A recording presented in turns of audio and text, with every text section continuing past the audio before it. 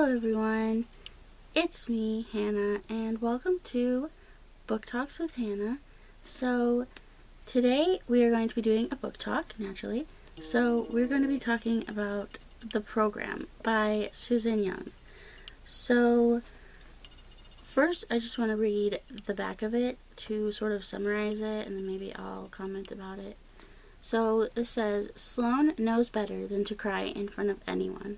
With suicide now an international epidemic, one outburst could land her in the program, the only proven course of treatment. Sloane's parents have already lost one child.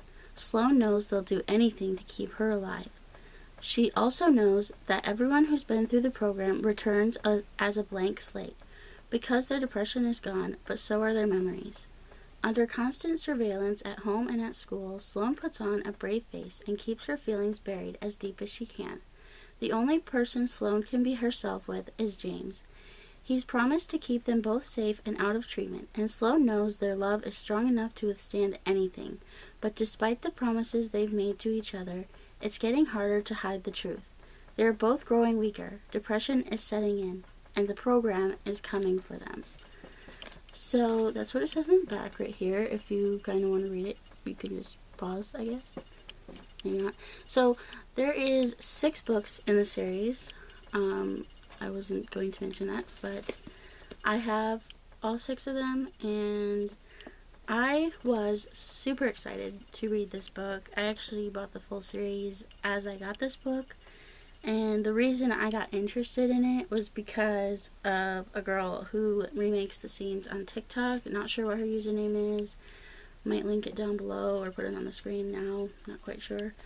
But she basically makes the scenes from the book into like little TikToks, which is kind of like watching a movie, which is sort of what I've pictured in my head as I read this. So the thing that I really liked about this book was that I thought it was super easy to read, like I just said, easy to picture, and super simple. Like, I don't think there's any big words or anything too complicated to think about. Before I get into like my rating, I kind of wanted to mention that there are some trigger warnings. I've written down like 4 of them. So the first one is that there are scenes of like SA and inappropriate behavior from an adult to a minor. So that's the main character. And 2, there is depression, anxiety, and suicide. Obviously that is a theme from what we just read on the back here. Number 3, it is a hospital psych ward setting for at least half of the book. So, I mean, it's sort of clear, but also just in case that triggers anyone, I don't recommend reading it then. And 4, the thing that sort of triggered me a little bit was arguments and complicated relationships, because I mean, it kind of got intense, I think, but I also sort of skimmed through it because I didn't really like that part. But sometimes things like that, I guess, are necessary to have conflict in a book. So anyways, my rating is a 3.5 out of 5. So I have good reasons and bad reasons. My good reasons is that it was easy to picture, so I thought there was good enough writing. I liked the mysteries and characters that were in this book. And there was a use of cliffhangers. Not sure if other people like it, but for me it just makes me want to keep on reading. I really thought this book was interesting, and since I have the other books, I do plan on reading them at some point and continuing, especially because the ending has a big cliffhanger.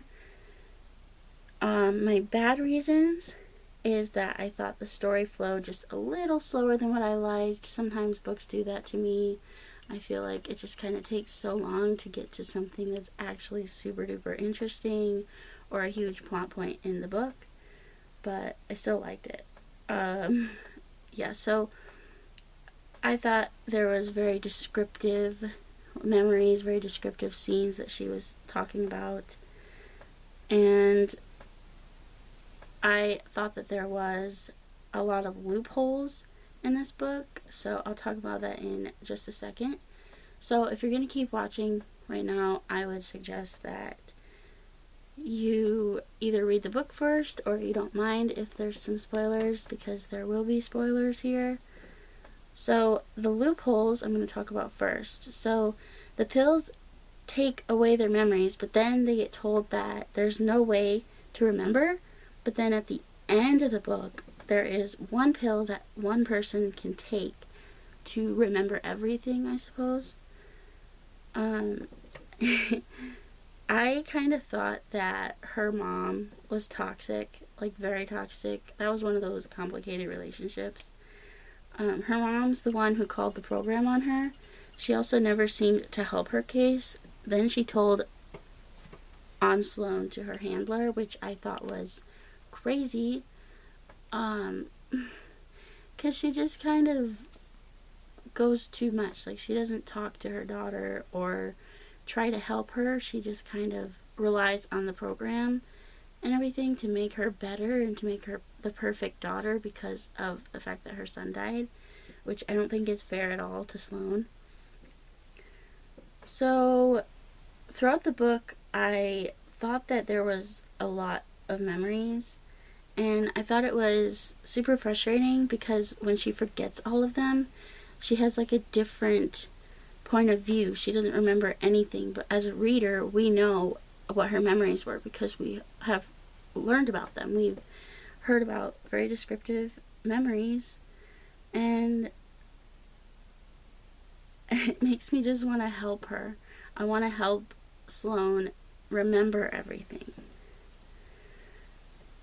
And the betrayal scene, there's a betrayal scene in this book, if you read that. I thought it was kind of stuck in there and I wanted to talk about it. So Sloane overhears Realm talking about how he's a special kind of handler. Then he goes to explain it to her and she gets angry and he makes her forget everything she knows, which I think, like with their love story, I think it kind of just doesn't make me like him anymore. And then, is James good or bad? When they meet each other again after both being in the program, everyone tells her to stay away from him, that he's no good to be around. But it makes me wonder what happened to him in the program and what kind of person he might have been without Sloane in the first place. And the final thing I want to talk about is the epilogue scene. Realm accidentally calls another girl Sloane, and I noted that he's also playing cards with the same people and that there's the same girl who forgets things.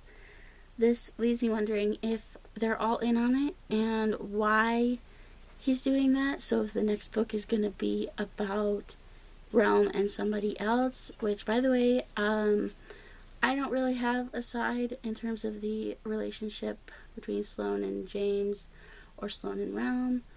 I think that Sloane and James can sometimes be really complicated, but they're also there for each other. And then Realm, I don't know what to think about him. I feel like he's not who he says he is, and it's sort of confusing because I thought he was good at first, but then he had that little betrayal scene, I call it, and a bunch of other scenes that happened that I can't exactly remember at the moment, but there's just all sorts of things. Although I did think that they were cute and that he helped her in the program. He helped her get through it and everything.